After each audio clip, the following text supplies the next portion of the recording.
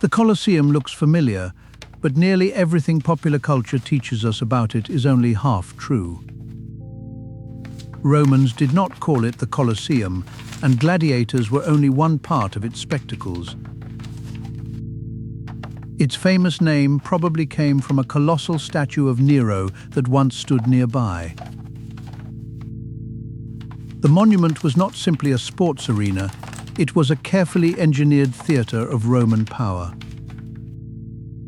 It sorted society by rank, displayed conquest, and made imperial generosity visible to tens of thousands. To understand it, we must look beyond the swords and ask why this enormous machine was built. Before the amphitheatre, this valley held an artificial lake inside Nero's extravagant golden house. After Nero's fall, Vespasian replaced private imperial luxury with a vast public monument. That gesture looked generous, but it also helped the new Flavian dynasty legitimize its rule. Construction began in the early 70s, using travertine, tuff, brick, concrete, iron, and immense labor. A reconstructed inscription indicates that spoils of war helped pay for the building, linking entertainment to conquest. Titus inaugurated it in 80. Domitian later completed the upper works and permanent underground complex. The oval plan brought spectators close to the arena while spreading enormous weight through rings of arches. 80 ground-level arches fed a circulation system designed to move huge crowds with remarkable efficiency. Entrances, stairs, and seating routes directed people to places fixed by status, wealth, gender, and citizenship. The best positions belonged to emperor, senators, and elites. Poorer spectators watched from the highest levels. The so-called vomitoria were passageways for entering and leaving quickly, not rooms for Roman excess. A vast fabric awning softened the sun, operated by trained crews and complex rigging above the arena.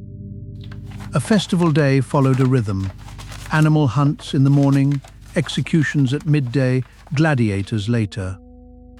Admission was generally free, but politically expensive. The sponsor purchased gratitude, attention, and prestige. Processions, music, costumes, and sacred images created an ordered ceremony before the violence began. Exotic animals displayed Rome's reach, arriving through networks that stretched across Europe, Africa, and Asia.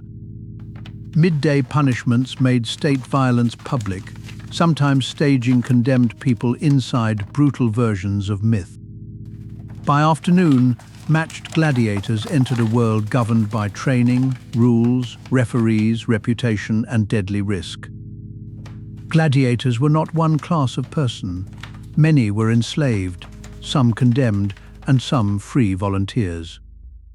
They trained in specialized schools, where owners invested in food, medicine, equipment, and carefully matched skills. A retiarius with net and trident might face a heavily armored secutor designed specifically to counter him. A defeated fighter could signal submission while referees restrained the victor and awaited the sponsor's decision.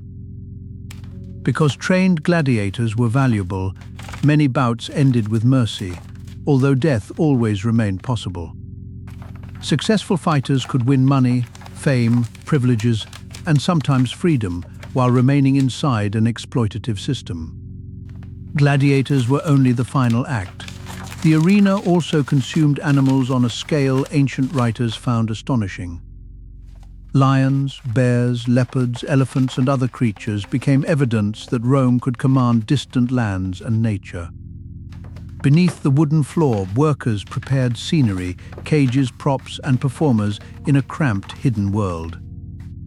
Winches, pulleys, lifts, and trapdoors made animals and scenery appear suddenly, turning mechanics into imperial magic. Early water spectacles may have occurred before the permanent masonry underground made flooding the arena impractical. The wonder depended on invisible labor and on suffering concealed beneath the spectacle's polished surface. Gladiatorial combat faded from Rome by the early 5th century, while animal spectacles continued for generations longer. The building survived fire, earthquakes, neglect, and the slow removal of metal clamps and decorative stone. Medieval Romans reused its spaces as workshops, homes, a cemetery, a chapel, and a fortified stronghold. Powerful families occupied parts of the ruin, while other sections became a convenient quarry for new Rome. Stone from the amphitheatre entered palaces, churches, and streets, so destruction also became a form of reuse. The Colosseum endured not because history froze, but because every century found a different purpose for it. Ancient sources mention a turned thumb, but they do not give us the simple thumbs-down code of modern cinema. The word vomitorium described an exit passage. Its modern connection with vomiting is a linguistic mistake. Gladiator fights were dangerous, yet they were not automatic executions, and skilled survivors could build long careers. Christians were persecuted in Roman arenas, but mass martyrdom specifically inside the Colosseum is not securely documented. Water displays may have marked the inauguration, but repeated full-scale sea battles are a misleading modern image. The deeper mistake is imagining one timeless spectacle. Its program, technology, audience, and meaning changed over centuries. By the 18th century, Christian devotion and concern for antiquity helped protect the ruin from further quarrying. 19th century excavations exposed the underground chambers and transformed the Colosseum into an archaeological monument. Early restorers added great brick supports, making the history of preservation visible beside the ancient stone. In the 20th century, fascism used the monument as political scenery, proving Roman symbols could be repurposed again. Modern conservation balances access with pollution, weather, vibration, structural weakness, and intense public attention. Archaeology keeps revising the story, replacing cinematic certainty with evidence, debate, and carefully stated limits. The Colosseum influenced later stadiums through tiered seating, controlled circulation, many entrances, and a shared central spectacle. Its deepest legacy is not architectural. It shows how entertainment can organize people and legitimize power. The arena made hierarchy look natural, conquest look festive, and punishment look like a public service. Individual traces of fighters, workers, spectators, and prisoners complicate the monument's grand imperial image. The Colosseum was neither merely glorious nor merely barbaric. It was an efficient, changing institution built on contradiction. Its broken arches still ask a modern question. When power entertains us, what are we being taught to accept?